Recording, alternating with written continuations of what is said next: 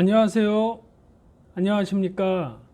오늘 설명드릴 문제는 지금 계속 연이어서 설명드리고 있는데요. 변압기 부분에 대해서 오늘 설명드릴 문제는 여러분들도 잘 알고 계시는 변압기 결선 방식과 병렬 운전입니다. 그래서 이제 이게 이렇게 단독으로 10점짜리 나올 때, 뭐 25점짜리로 나올 때 굉장히 많습니다. 그리고 또 면접에서도 또 물어보거든요. 이제 병렬 운전 조건에 대해서 얘기해라. 그리고 Y 델타 결선의 장점에 대해서, 장단점에서 얘기해라. YY 결선에 대해서 장단점에 대해서 말씀해 보세요. 이렇게 얘기합니다. 그래서 오늘 또 잠깐 말씀드리면 이렇게 뭐 실무가 아니라 그 면접에 무슨 실무가 없으면 좀 불리하다 뭐 이렇게 자꾸 얘기하시는데, 나는 그 인터넷 글에 있는 또 여러분들께 좀 어떻게 얼굴을 한번 본 적은 없지만 이렇게 상담 이메일 오는 것들 이렇게 읽어볼 때 뭐 저는 면접이 걱정이에요. 뭐 실무가 안 돼서 걱정입니다. 면접이 안 돼, 그런 것 때문에 걱정이라는 이렇게 이메일을 받을 때 지금 1차도 합격을 못 하셨는데 뭐 이게 면접이 걱정돼서 시험 공부를 할까 말까 고민이라고 이런 이렇게 메일을 받을 때 어떤 생각을 갖고 계신가, 이런 게 좀 이렇게 좀 의문이 들더라고요. 그러니까 여러분도 지금 제 방송을 보고 계시지만 제가 말하는 뜻을 좀 정확히 아셨으면 좋겠습니다. 그러니까 아무 상관없어요. 그런 건 아무 상관없고. 예, 문제 병렬 운전 이거 문제 설명드리겠습니다.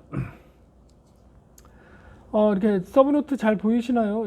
오늘 이거 설명드릴 거는 그냥 제 원 서브에 있는 걸 그대로 설명드릴 겁니다. 리뷰전이 5번이 됐고요. 리뷰전이 5번이 됐다고 그래서 이렇게 뭐 새로운 내용이 추가된 게 아니에요.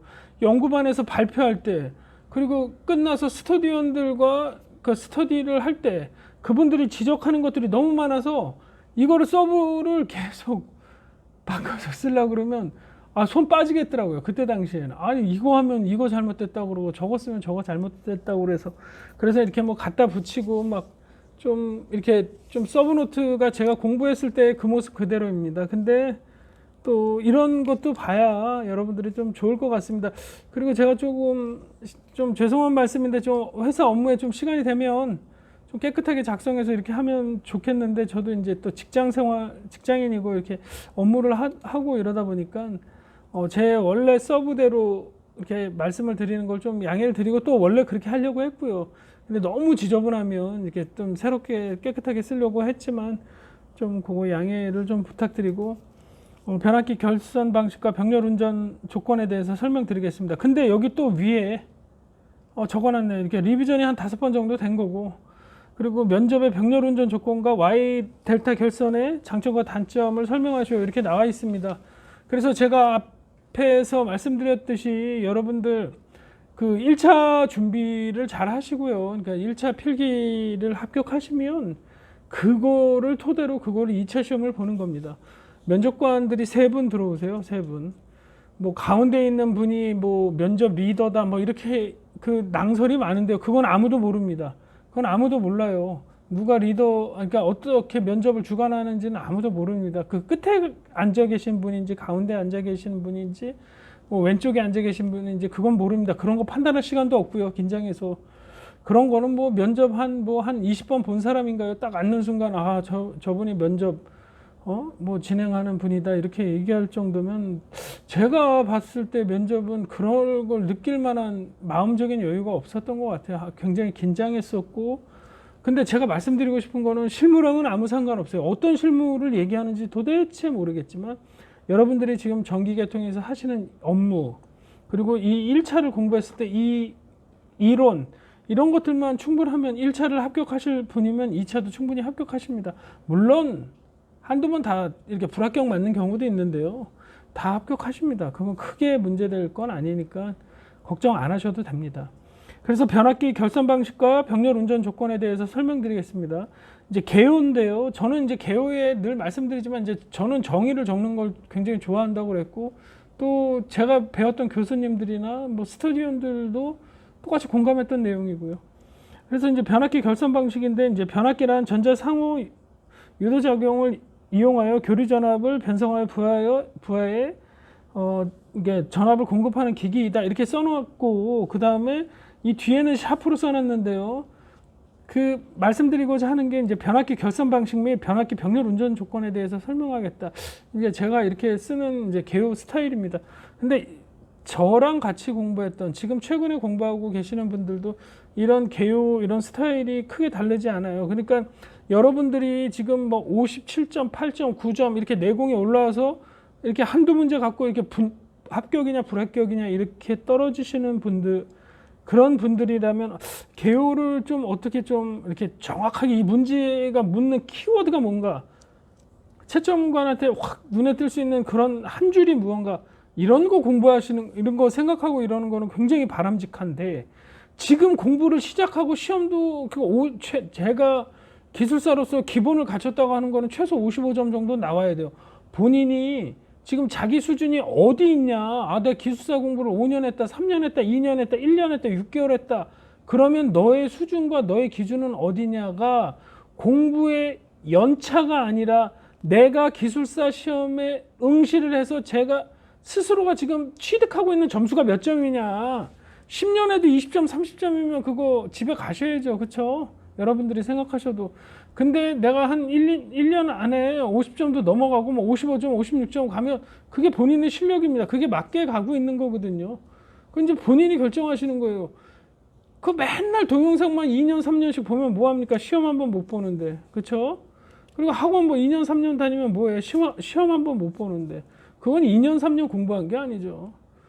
2년, 3년 그냥 기술사 공부는 이런 거다라고 그렇게 그런 거를 이렇게 보신 거지 공부가 된 거라고 저는 공부가 되셨다고 생각하지는 않습니다. 제가 공부가 됐다고 생각하는 거는 여러분들이 10문제가 됐던 20문제가 됐던 어떤 책을 보셨던 건 간에 이렇게 정리하시면 그걸 갖고 여러분들이 시험장에 들어가셔서 시험을 보시고 거기서 20점을 맞건 30점을 맞건 내가 20점을 맞으면 아 다음에 좀 어떻게 좀 공부를 더 해서 뭐 35점, 40점은 갈 거야. 그래서 40점이 나오고 40점이 나왔으면 다음 시험에는 더 공부해서 뭐 52, 3점이 갈 거야. 그럼 진짜 52, 3점 가고 내가 또 이렇게 좀 부족한 것들을 어떻게 좀 보완해 갖고 55점, 57, 8점, 59점 후반 가겠다.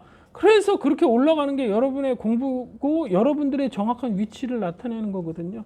그래서 뭐 점수가 의미 없다 이렇게 얘기하시는 분인데요. 그건 그 사람 얘기고 저는 항상 점수가 굉장히 의미 있다고 생각합니다. 간혹 기술사 공부에서 지금 47점인데 점수는 의미 없고 다음에 한 번에 합격하는 사람도 있다 이렇게 하는데 물론 있죠. 그게 제가 볼 때는 그 1000명 중에 그런 사람 한 명 있을까 말까요. 그러니까 그런 말에 신경 쓰지 마시고 이렇게 합격하시는 분들은 단계적으로 점수가 올라가십니다. 처음에는 낮게 맞았다가 좀 빠르신 분들은 금방 52, 3점에 올라가고 또 55점, 뭐 56점 있다가 이렇게 합격을 하시거나 55점 정도의 좀 정체가 있다가 합격하시거나 막 그러는 거지 3, 40점에 있다가 바로 합격하거나 뭐 시험을 안 봤다가 시험을 한 1, 2년 동안 안 봤다가 이제 내가 공부가 됐으니까 이제 응시해서 이제 시험 합격해야지 그리고 시험 봐서 합격하셨다는 분도 들어본 적이 없습니다. 그러니까 제가 말씀드린 거를 이제 여러분한테 한번 거울에 빗대어서 이렇게 합격자의 의견이니까 당신 본인들은 어디에 내가 지금 속하고 있나 한번 그거를 한번 좀 이렇게 한번 생각해 보시는 시간을 가지시는 것도 좋습니다. 그래서 개요는 그렇게 설명드렸습니다. 그리고 이제 제가 이제 변압기 등가 회로의 팩터도인데요. 이제 기술사 답안지의 채점관들은 이제 원리가 나오는 걸 굉장히 좋아하셔요. 그래서 바로 들어가는 게 아니라 이제 등가 회로 및 팩터도 해갖고 변압기의 그냥 원리를 이렇게 간단하게 표현한 겁니다. 그래서 다른 변압기 문제가 나와도 제가 늘 말씀드렸듯이 이거를 찍어서 그냥 이 파트 2에다 갖다 붙여 넣으시면 됩니다. 컨트롤 C, 컨트롤 V에서 그렇죠? 생각할 필요가 없어요. 그리고 기술사 시험에서 이렇게 생각을 많이 요구하지 않습니다. 그 문제를 보면 내가 키워드를 25점짜리인데 그걸 25분 안에 푸셔야 되거든요. 시계를 재셔야 돼요. 그 한 문제 갖고 30분, 40분 풀 수 없죠. 다른 시험을 풀 수가 없어요. 그러니까 25분 안에, 여러분들 가만히 생각, 25분 안에 3페이지 가까이 써야 되는데 2페이지 반 이상 내가 아는 문제면 3페이지까지 꽉 차서 채점관한테 내가 이만큼 많이 알고 있고 이 압축된 거를 답안지에 좀 보여주려고, 그 정말 이게 무릎 꿇고 비인다고 표현하죠. 그렇게 보여주는 거예요. 3페이지 꽉꽉 내용을 꽉꽉 채워서. 그러니까 그림도 이렇게 작게 그리고, 왜 써야 될 내용들이 많잖아.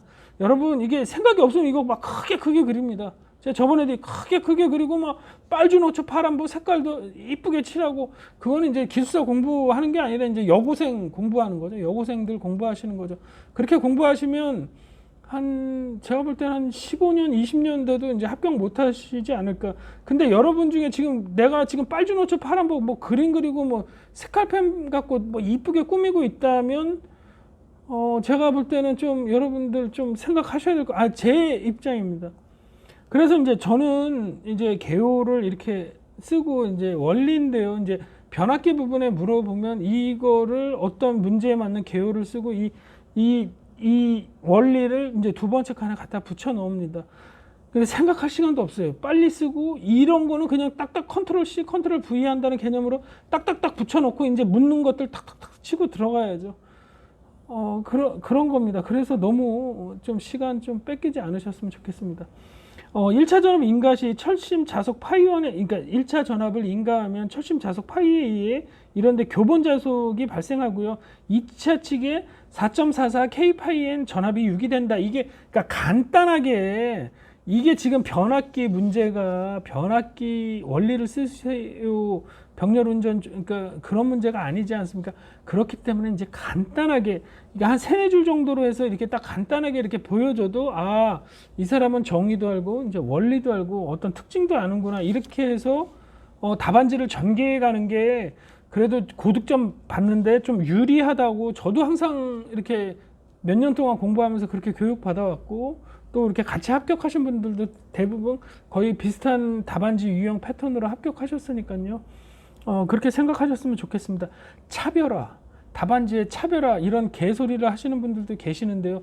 제가 말씀드렸듯이 여러분들의 점수가 지금 몇 점인지를 놓고 차별화를 얘기하셔야 됩니다. 차별화는 최소한 57.8.9점들이 생각하는 그 입에서 나오는 말이 차별화인 거예요. 차별화, 그냥 차별화도 그 점수 가면 압니다. 동일한 내용들은 동일하게 가되, 내가 실무적으로 이 한두 줄을 좀 더 뭐 이렇게 좀 이렇게 실무적인 내용을 좀 더 쓸 게 없나, 좀 사회적인 이슈에 대해서 이 답안지랑 연관될 게 없나, 그런 거에 대한 한두 줄이지 뭐 전체 포맷에 대한 차별화를 생각하시고 계신다면, 정말 제가 볼 때는 정말 방향을 굉장히 잘못 잡고 계시는 거라고 좀 말씀드립니다. 그리고 이제 결선 방식, 선정 시 고려 사항인데요. 그러니까 문제에 이제 결선 방식을 물어봤기 때문에 우리가 변압기 결선 방식을 선정할 때 고려 사항은 무엇이 있을까가 제가 고민했던 제 서브노트입니다. 그러니까 여러분들도 꼭 3번의 결선 방식이 들어가는 게 아니라, 이게 필요 없다고 느끼시면 여러분들 안 내시면 돼요. 그리고 여러분이 중요하다고 생각하는 그 결선 방식에 대한 그런 것들을 더 넓게, 폭넓게 넣어주시면 되는 겁니다. 그래서 저는 공부할 때 이제 부하의 전격 전압, 전격 용량을 알아야 되고, 그리고 이제 배선 방식이 이제 전압이 단상이냐 삼상이냐도 알아야 되고, 그리고 이제 접지 방식을 이제 우리가 공장 대형 플랜트처럼 비접지로 갈 것이냐, 이제 변압기를 또 이제 병렬 운전할 거냐, 그리고 이제 그 현장에 고조파나 유도 장애가 많이 발생하느냐에 따라서 이제 결선 방식 선정식 고려 사항에 대해서 또 이렇게 말씀드립니다. 그리고 제가 최근 하는 프로젝트의 시방서를 보니까 이제 K 팩터를 적용한 변압기를 이제 사용하라는 또 이제 그 발주처에 고유한 요구사항도 있습니다. 그래서 이제 여러분들이 이제 실무적으로나 그런 것들을 일하실 때는 뭐 그런 부분도 이렇게 한두 줄 이렇게 써주시는 것도 답안지에 쓰는 하나의 요령이라고 생각합니다. 저는 그렇게 썼어요. 예, 이렇게 썼습니다. 그리고 이제 문제에서 물어봤죠. 이제 변압기 결선 방식과 병렬 운전 방식에 대해서 설명하시오라고 했는데, 이제 제 공부할 때 이제 좀 낙서가 많이 돼 있죠. 그거입니다. 그래서 4 결선 방식입니다. 그래서 결선 방식해서 델타 결선, YY 결선. 근데 여러분 이거는 항상 제가 말씀드리는데 자대고 반듯하게 그으십시오. 여러분들이 이거 그냥 한번 답안지에다 잘 안 되고 찍찍 그어 보시고 며칠 뒤에 한번 그 답안지 한번 봐보세요. 답안지 이렇게 보기 싫어집니다. 그래서 시험장에서도 항상 뭐 자대고 뭐 자댈 시간이 없었다. 이거는 이제 그 사람이 좀 문제가 있지 않나. 그거는 합격할 수준 오면 자대고 그럴 시간도 충분히 있고요. 왜냐하면 그만큼 머릿속에 굉장히 많이 들어와 있기 때문에 시험장에서 딴 쪽에 시간이 뺏기는 시간이 굉장히 적습니다. 그래서 이제 델타 결선의 장점과 단점입니다. 근데 이거는 여러분들이 전기기사 공부하실 때도 많이 보셨던 내용이죠. 그래서 이제 장점은 1, 2차 성간전압이 동상이다. 당연하죠. 1차, 2차 성간전압이 동상이다. 그리고 3고조파가 이 델타 결선 내로 순환하기 때문에 기전력의 왜곡이 없다. 그러니까 전류 파형이 안정적이다. 그리고 전류 파형이 깨지기 없다. 이제 고유의 이제 정연파가 나온다. 뭐 그 기전력의 왜곡이 없다. 다 이제 그런 같은 뜻으로 생각하시면 될 겁니다. 그리고 상전류가 여기 상에 흐르는 전류. 이거는 이제 전기기사를 따셨으니까 당연히 이 델타 R상 S상에 흐르는 전류가 여기 선전류에 흐르는 선전류의 루트 3분의 1이므로 이거는 대전류에 적합하다. 이거는 여러분들이 전기기사 할 때 굉장히 많이 들으셨기 때문에 이제 그 내용입니다. 근데 이게 기술사 시험에 나와요. 변압기 결선 방식에 대해서 써라. 그래서 제가 늘 말씀드리고자 하는 게 이런 기본 문제들을 탄탄히 해서 암기하고 내 것으로 만들어 놓고 이런 문제가 나오면 써주고 킬러 문제가 나오면 당연히 공부가 좀 부족하시면 떨어지지만 그런 것도 시험에 한번 도전해 보시고 끝나고 그 킬러 문제에 대해서 내가 다시 답습하고 공부하면 그 킬러 문제를 풀 수 있는 역량이 키워지는 거고 그러면서 합격에 굉장히 더 가까워지는 겁니다.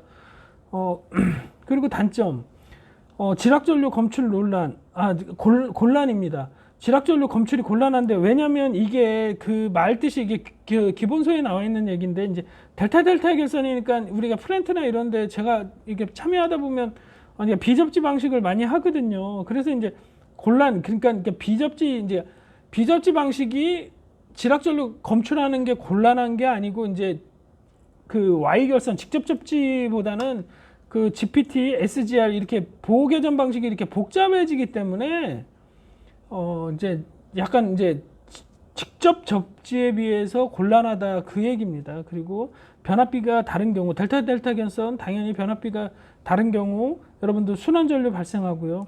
번선 임피던스 그 임피던스 Z1 플러스 Z2분의 Z1 해서 그 임피던스가 다른 경우에도 당연히 불평형이 발생하고요. 그러니까 이런 것들이 같아야 되는 거죠. 이게 변압기 병렬 운전 조건과 거의 유사하다고 생각하시면 됩니다. 그리고 이제 보호개전 방식이 이제 비접지, GPT, SGR 이렇게 해서 이제 비접지 방식을 좀 적용해야 된다. 그러니까 보호개전이 이제 복잡하다. 뭐 이렇게 좀 적어주시면 될 겁니다. 근데 이거는 여러분들도 많이 이렇게 공부하셨던 내용이기 때문에 쉽게 아실 수 있습니다. 여담으로 좀 하나 잠깐 말씀드리면 저랑 공부할 때 그 조명 용어 같은 거 나오는 게 이제 있었거든요. 10점짜리. 뭐 퍼킨즈의 효과를 설명하시오. 조도에 대해서 설명하시오.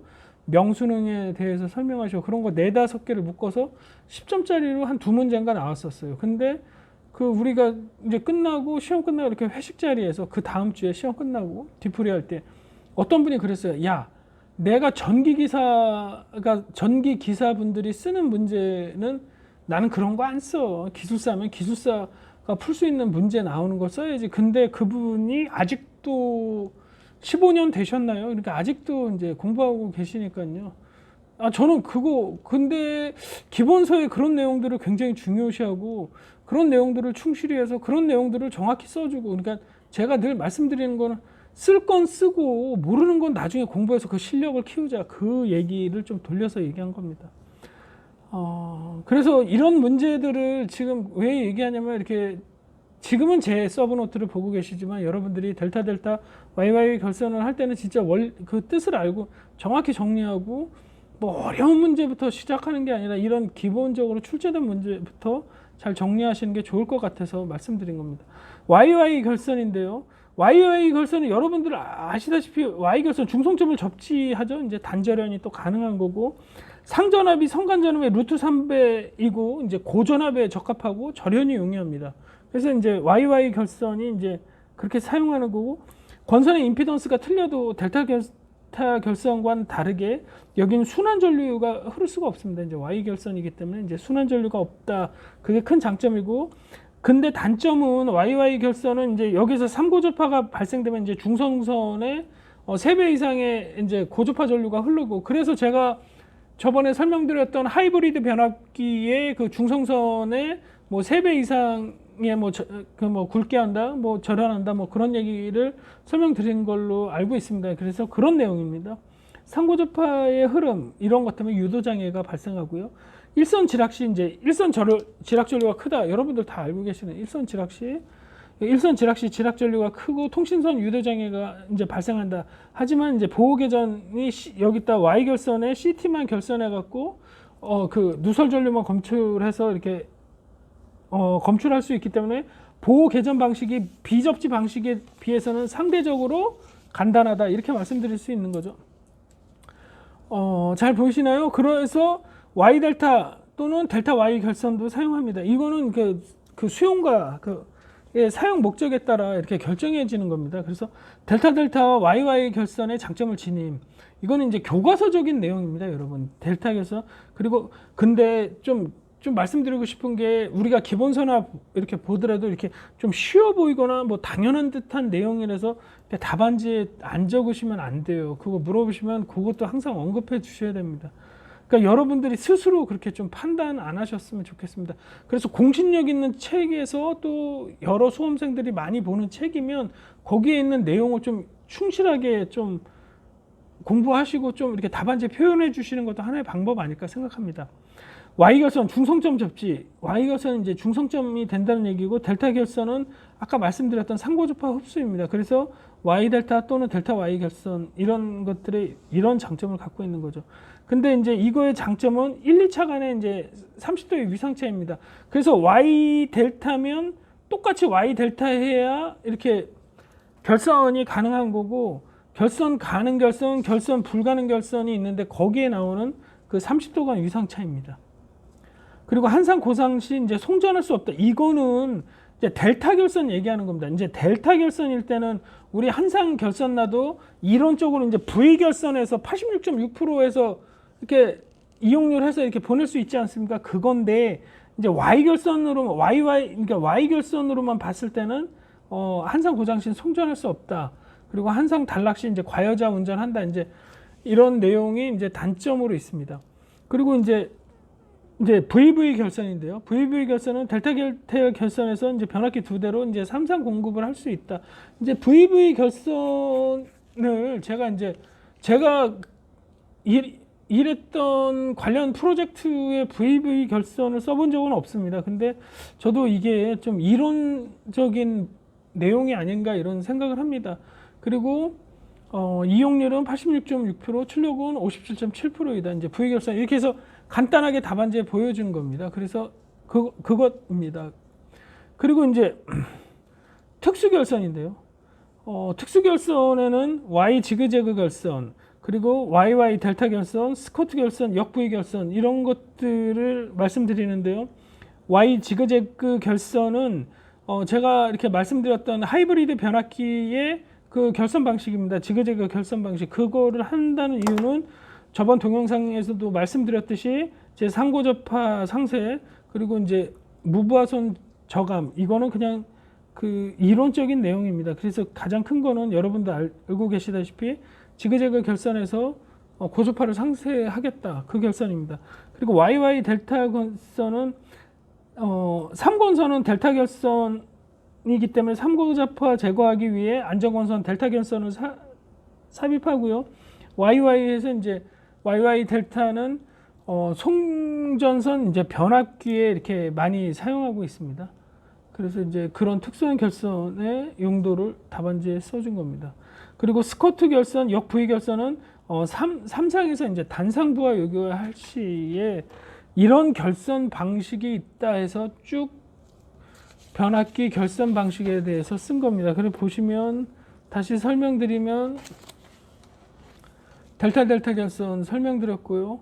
YY 결선 설명드렸고, 뒤에 보시면 Y 델타, 또 델타 Y, 또 VV 결선, 그리고 특수 결선에는 Y 지그재그 결선, Y 델타 결선, 스쿼트 결선, 역 V 결선, 이런 것들의 이제 결선 방식에 장단점이 있다. 근데 이거에 대해서 설명드린 겁니다. 근데 이거 면접에서 물어봤거든요. 이거 결선 방식의 장점, 단점 간단히 설명하시오. 이런 것들 또 물어봤으니까요. 이제 공부를 좀 충실히 하셨으면 좋겠습니다.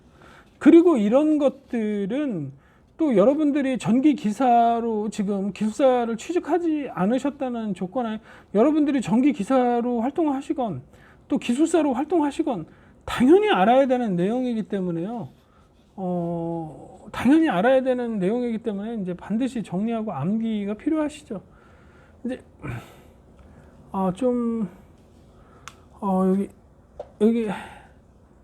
얘가 죄송합니다. 이게 제가 좀 뜯어져 갖고 테이프로 붙인 거거든요. 서브노트. 그만큼 좀 많이 보고 이렇게 좀 너덜너덜해졌습니다. 양해 부탁드리고요.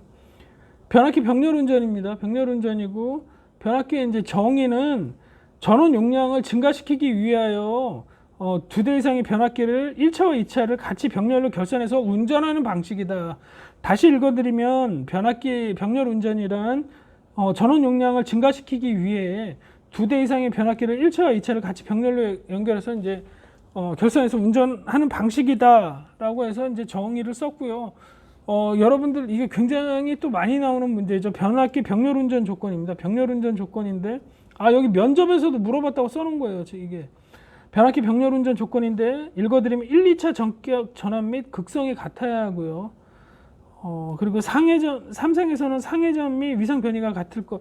그러니까 방향이 틀리면 이게 단락되겠죠. 반대로도. 그리고 각 변압기의 이제 %Z 임피던스가 같아야 됩니다. 이것도 이제 풀면서 이렇게 설명드려야 되는데 이게 다음 문제 이런 것들이 풀려지는 것들이 나오기 때문에 그런 거랑 연관시켜서 설명드리겠습니다. 그래서 다시 말씀드리면 1, 2차 전압 및 극성이 같아야 되고, 양극성, 감극성, 가극성, 극성이 같아야 되고, 당연히 1차, 2차 전압이 같아야 되죠. 그리고 삼상에는 상회전 방향, 위상 변이가 같아야 되고요. 각 변압기 임피던스가 % 임피던스가 같아야지 % 임피던스 부하 분담해서 같게 이렇게 전류가, 그러니까 변압기에 동일하게 부하가 분배되기 때문에 변압기 임피던스가 같아야 되는 것이고, 그리고 권선비가 같아야 되고요. 변압기 권선비가 같아야 되고, 전격 용량 1대3 이내일 것. 이거는 이제 제조사 권고이더라고요. 저희가 이제 스터디원들이나 연구반 발표할 때도 전격 용량 1대3 이내일 것이라는 얘기가 과연 무엇냐라고 이렇게 좀 말씀드렸는데, 혹시 저는 잘 모르겠습니다. 그냥 외웠는데, 여러분이 이거 내용을 좀 알고 계시면 제 거 메일로 좀 보내주시면 답변을 좀 보내주시면 감사하겠습니다. 그래서 저는 제조사 권고다 해서 이렇게 V하고 물음표로 해놨는데 저도 공부할 때 이게 좀 확실하게 설명을 못 들었던 부분입니다. 그래서 이제 병렬 운전이 조건이 나오면 그냥 이제 암기해서 이거는 이제 반드시 답안지에 표현돼야 되는 내용이죠. 근데 이제 병렬 운전이 적합하지 않을 때입니다. 이제 병렬 운전 조건하고 병렬 운전이 적합하지 않을 때, 부하 합계가 변압기 전격 용량보다 큰 경우 당연히 안 되죠. 과부하니까. 그리고 변압기 병렬 운전 중 어느 변압기 무부하 순환 전류가 10%를 초과하는 경우, 그러니까 변압기가 이제 병렬 운전하면 같게 부하 분담이 돼야 되는데 어떤 ATR, BTR이 있다면 한쪽에서 이렇게 무부하 순환 전류가 이렇게 많이 흐르고 있다면 이제 과부하나 변압기의 영향이 변압기에 무리가 갈 수 있기 때문에 이런 경우에는 변압기 병렬 운전이 적합하지 않다, 이런 내용입니다. 그리고 순환 전류와 부하 전류 합계가 전격 부하의 110%를 넘는 경우, 이것도 같은 말입니다. 그러니까 여기 아까 말씀드렸던 순환 전류가 흐르는데 이게 이제 여기에서는 이제 80 흐를 때 여기서 10이 흘러서 90이지만 여기를 100으로 보고 똑같이 100 흐른다고 보면 여기 10%가 더 흐르기 때문에 여기가 110%거든요. 그래서 같은 얘기입니다. 그래서 이제 이것도 이제 공부할 때 이제 스터디원들과 연구반에서 얘기할 때도 이제 그 같은 내용이다라고 했는데 기본서에 이렇게 나와 있고 이제 저희도 이제 교조적으로 이제 공부하고 암기하다 보니까 이게 다 서브노트에 써져 있는데 이 내용이 두 개가 이제 같은 내용이다 이거를 알고 있죠. 그래서 1번과 2번만 쓰자 이런 의견도 있고 실제적으로 1번과 2번만 쓴 같이 공부한 동기 중에 그런 분도 있습니다. 근데 그분도 이제 합격하는데 아무 지장 없었거든요. 그래서 이제 그 얘기를 말씀드린 겁니다. 이 글의 의미를 말씀드린 겁니다. 그래서 이제 변압기 병렬운전 조건은 정의가 무엇이냐, 병렬운전 조건이 무엇이냐, 병렬운전이 같지 않은 경우, 이렇게 안 되는 경우에 대해서 설명드린 겁니다. 그래서 이제 계속 서브가 이어지는데요. 병렬운전 가능 및 불가능 조건인데요. 가능 경선은 델타 델타와 델타 델타, YY와 그러니까 이 위상 변이가 같아야 돼. 이게 같으면 이게 YY면 여기다 써드릴게요. 여기 써져 있네요. 여기 YY면 각 변이가 0이거든요. 그래서 각 변이가 같아서 병렬운전이 같습니다. 근데 Y 델타는 이게 1이라는 게 이제 각 변이 30도라는 의미입니다. 그래서 델타 Y가 이제 30도의 위상차가 있는데 똑같이 30도 위상차가 나면 병렬운전이 가능합니다. 근데 불가능이어서 델타 델타는 각 변이가 이제 같기 때문에 0인데 델타 Y는 30도 위상차가 나죠. 델타 델타는 또 각 변이가 0인데 Y 델타도 또 30도의 위상차가 나고 YY도 각 변이가 같기 때문에 0인데 Y 델타 또 틀리기 때문에 30도 위상차가 납니다. 이럴 때는 병렬운전 조건이 안 된다, 불가능한 결선이다 이렇게 나타나는 겁니다. 다섯 번째 이제 병렬 조건 붕괴시 나타나는 게 병렬 운전을 우리가 하려고 했는데 그런 조건들이 안 맞았을 때에 이제 나타나는 현상이거든요. 그래서 1, 2차 전압이 다른 경우 아까 좀 전에 말씀드렸던 1차 전압, 2차 전압이 같아야 된다고 병렬 운전 조건에 말씀드렸지 않습니까? 근데 같지가 않아. 그 왜 안 되냐? 여기 1차 측 전압과 2차 측 전압이 이제 병렬 운전에서 전압이 공급되는데 이게 합성 기전력은 EC라고 표현하면 E1-E2로 합성 기전력을 표현할 수 있습니다. 근데 이게 전압이 다른 경우 1차 전압과 2차 전압이 다른 경우 전압차로 순환전류가 발생합니다. 그래서 순환전류 I는 이 ZS 이게 변압기 임피던스 1차 측 전압, 2차 측 전압을 마이너스 E2 하면 이 ZS분의 합성 기정력이거든요. 이 차이만큼 이 전압차만큼 이 순환전류가 흐른다고 합니다. 그래서 아까 그 무브와 손실 순환전류 그 10% 뭐 110% 얘기하는 게 그 얘기가 이거입니다. 두 번째로 상회전 방향이 여러분 같아야 된다고 말씀드렸거든요. 근데 상회전 방향이 맞지 않는다고 하면 어떻게 되냐? 이것도 말씀드리는데요. 이것도 이제 순환전류가 발생하는 겁니다. 합성 기전력 EC는 여러분 어렵게 생각하지 마시고 요것을 요 등가를 이렇게 팩터드로 표현했다고 생각하시면 될 겁니다. 그래서 합성 기전력 EC는 E1-E2인데요. 여기에서 아까 말씀드렸던 전압차나 상회전 방향에 맞지 않으면 이제 순환전류가 발생합니다. 그래서 합성 기전력 EC는 2차 전압, 1차 측 전압 기준으로 IC 여기 순환전류가 흐른다는 이 팩터들을 표시한 건데요. IC는 합성 기전력에 대해 90도 지연 전류가 돼서 이제 지상 전류가 돼서 출력 불안정 순환 전류로 TR 열화 소선이 발생합니다. 그렇기 때문에 이제 여기서는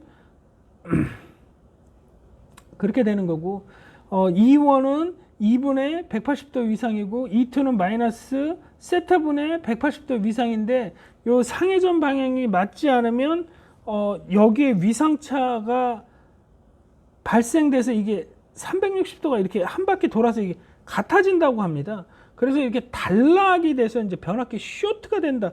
그 내용입니다. 그래서 이걸 팩터들을 이 밑에까지 이게 마이너스까지 다 그리면 이게 이제 같은 위상에 놓여지기 때문에 플러스 마이너스 같게 돼서 단락 상태가 발생하거든요.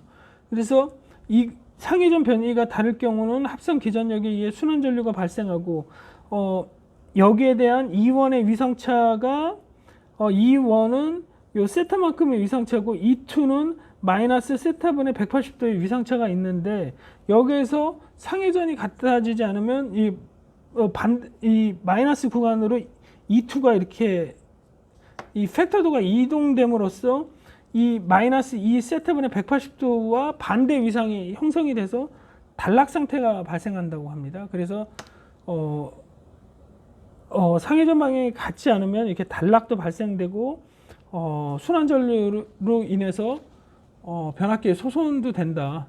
그걸 말씀드린 겁니다. 그리고 아까 퍼센트 임피던스가 같아야 된다고 말씀드렸는데요. 아까 말씀드렸습니다. 간단히 그러니까 부하 부담 공식에서 TRA, TRB인데요. 거기에서 Z1, Z2분의 Z2 이게 여기 그리면 되나요? 여기 변압기에 임피던스 Z1이 있고요. 여기 Z2가 있습니다. 그래서 이 분배 공식에 의해 1차에 흐르는 이 전류, 2차에 흐르는 전류는 1차에 흐르는 전류는 이 Z2분의 Z1 플러스 Z2 그리고 변압기 B에 흐르는 전류는 Z1분의 Z1 플러스 Z2 이렇게 해서 임피던스가 같아야 동일하게 전류가 흐르는데 당연히 임피던스가 낮은 쪽으로 전류가 많이 흐르겠죠. 그래서 퍼센트 임피던스가 같아야 된다. 그 얘기를 말씀드리는 겁니다. 그리고 극성이 같은 경우 전압 E는 V1-E2는 서로 상세, 순환 전류가 없습니다. 서로 상세, 순환 전류가 없습니다. 근데 뒤에 보시면 가극성 E는 죄송합니다. E는 V1 플러스 V2 하면 유기전압이 합의돼요. 유기전압이 합의됩니다. 상쇄가 안 되고 합의돼 갖고 큰 순환 전류가 발생합니다. 그래서 이제 이것도 이제 말씀드리면 이제 변압기 극성이 같아야 된다. 그 부분에 대한 내용입니다. 그래서 거기까지 설명드렸고요. 이제 마지막은 이제 변압기 병렬 운전 시 고려사항입니다. 그래서 고려사항은 이제 단락 용량, 임피던스, 단락 전류 중대, CT 강도, 캐스케이딩 차단 이런 것들을 고려해야 되고요. 대책은 변압기 이제 하려고 한다면 변압기 병렬 운전 조건을 만족해야 되고 변압기 최도 임피던스를 고려한 차단기 선정 그리고 구분 퓨즈를 설치해야 됩니다. 그러니까 구분 퓨즈는 이제 캐스케이딩 현상, 변압기 캐스케이딩 현상 할 때 나오는 현상인데요. 이제 구분 퓨즈도 설정해야 됩니다. 그래서 앞에 말씀드렸던 그 변압기 병렬 운전하고 이제 마지막으로 이제 고려사항으로 정리했고 이제 결론은 사용의 목적에 맞는 변압기 결선 방식 선정과 병렬 운전의 경우 병렬 운전 조건을 만족해야 된다 해서 여기서 끝났습니다.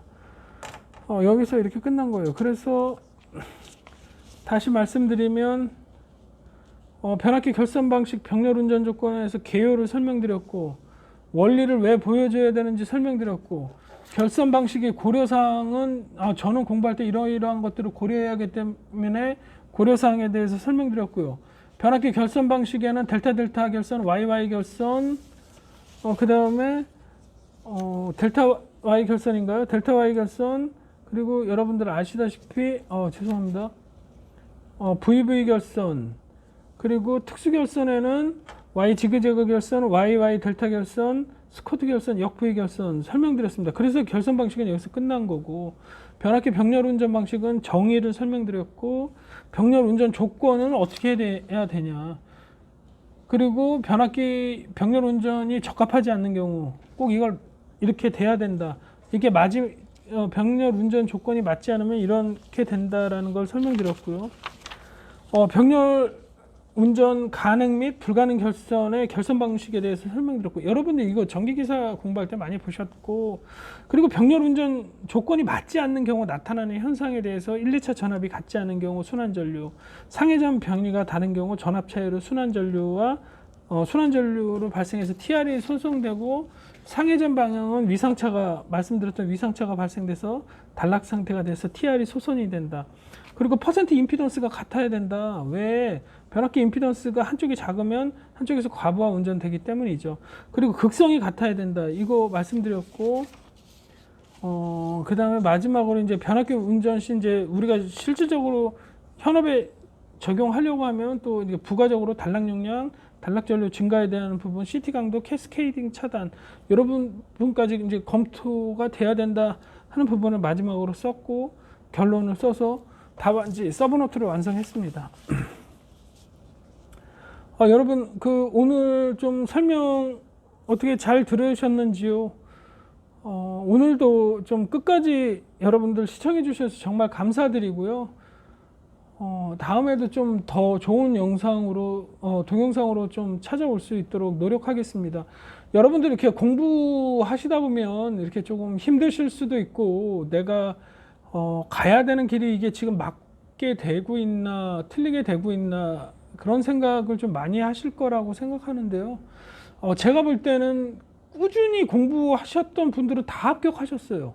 그것도 굉장히 빨리 여러분들이 생각하시는 것보다 굉장히 좀 빨리 합격하셨고 남의 그 주위에 이렇게 부정적인 얘기 제가 감히 좀 외람되지만 좀 제안 드리고 싶은 건 남이 뭐 몇 년 걸렸다 뭐 이렇게 부정적으로 막 얘기하는 거는 귀담아 듣지 마시고 그건 그 사람이고 나는 나다 생각해서 여러분들의 마음가짐 내가 하루에 3시간을 공부할 수 있다 2시간을 공부할 수 있다 1시간을 공부할 수 있다 4시간을 공부할 수 있다 그 시간을 좀 알차게 여러분들을 위해서 요 합격을 위해서 공부를 하시고 쓰신다면 반드시 충분히 합격하십니다. 그리고 제가 생각하는 자신의 기준은 다 틀리겠지만 저는 시험을 봐서 나오는 점수가 그 사람을 평가할 수 있는 점수입니다. 저는 그렇게 생각해요. 또 그렇게 생각 안 하시는 분들도 계시더라고요. 뭐 점수는 중요한 게 아니다. 이렇게 얘기하시는 분이 계시는데 저는 그 얘기에 한 번도 동의해 본 적은 없습니다. 그래서 자기 위치가 어디냐, 자기가 공부가 맞게 되고 안 맞게 되고 있는가는 시험을 보고 나오는 점수를 갖고 얘기하는 거죠. 왜냐하면 자기가 공부한 방향이 맞고 공부한 게 정확하고 그럼 시험에 나온 거 잘 풀면 점수가 잘 나오고 합격하면 그 방향이 맞는 건데요. 자기가 공부를 막 몇 년 동안 열심히 했는데 뭐 시험 봤는데 뭐 20점, 30점 나오면 그게 무슨 공부 방향이 맞는 건가요? 그건 아닌 것 같아요. 그래서 제가 느끼는 거는 공부 방향은 시험을 보시고 여러분들의 객관적인 점수 그리고 여러분들이 스스로를 믿고 일정 시간 동안 열심히 여러분들을 위해서 시간을 투자하시면 반드시 생각보다 좋은 결과가 오실 거라 믿습니다. 그리고 제가 좀 부족한 부분이나 이런 것들은 이메일로 좀 보내주시면 저도 그거에 대해서 답변을 감사하게 받고 저도 공부를 해서 저도 현업에 그 내용들이 전달되고 적용됩니다. 그럼 서로 윈윈 되는 거니까요. 항상 좋은 답변 기다리고 또 응원의 이메일도 또 감사드립니다. 그리고 오늘 동영상도 끝까지 시청해 주셔서 감사드리고요. 오늘도 좋은 하루 되십시오. 감사합니다. 이상입니다.